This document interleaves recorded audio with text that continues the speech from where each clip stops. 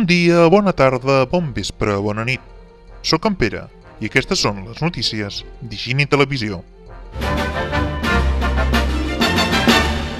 Davant els rumors i filtracions del Tribunal Constitucional d'una retallada en tota regla del nou Estatut, en un fet sense precedents, 12 diaris catalans han publicat una editorial conjunta fent un crit d'atenció pel que és una situació anormal i del tot excepcional.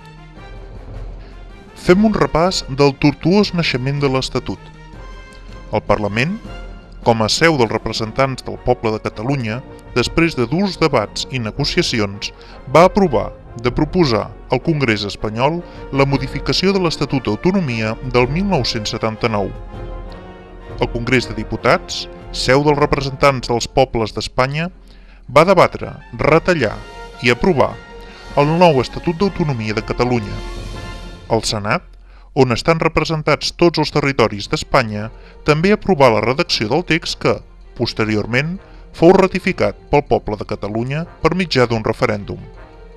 Finalment, el text fou sancionat pel rei i publicat al Butlletí Oficial de l'Estat. Des d'aleshores, és plenament vigent. El Partit Popular presentà un recurs davant del Tribunal Constitucional perquè se n'anul·lés més de 100 articles. L'alt tribunal està format per 12 jutges, 6 de conservadors, contraris al text, i 6 de progressistes, que hi estan més o menys a favor.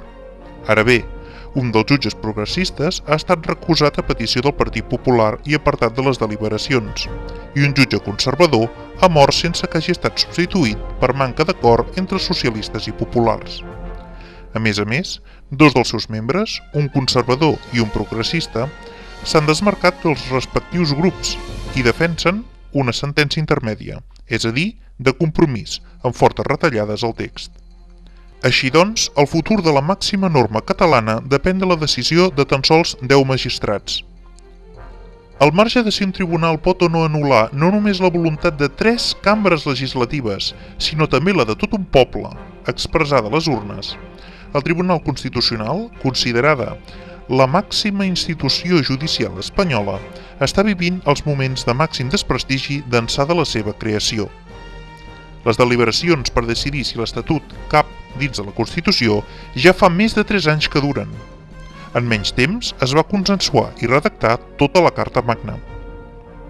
El Partit Popular demana respecte per l'alt tribunal, però nosaltres creiem que qui més li nega el respecte que aquesta institució es mereix és precisament el Partit Popular.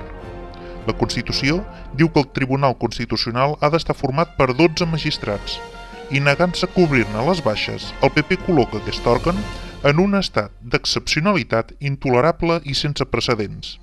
Però la cosa va més enllà. Al llarg d'aquests últims 3 anys, a 4 membres del tribunal se'ls ha acabat el mandat, però no són rellevats perquè socialistes i populars no arriben a un consens sobre quin haurien de ser els substituts.